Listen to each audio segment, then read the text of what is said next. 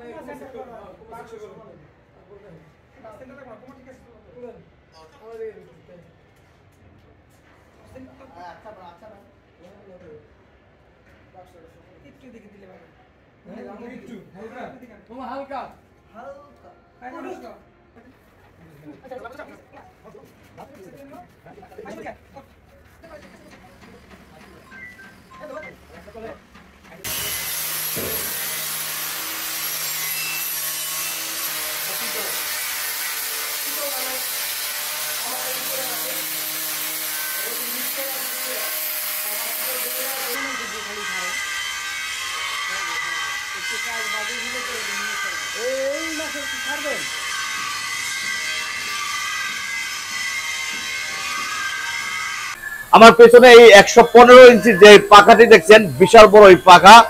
আপনারা হয়তো কল্পনা করতে পারবেন না যে একটা জাহাজ যে চলে পানির মধ্যে কতটা শক্তি নিয়ে এই পাখাগুলো ঘুরে।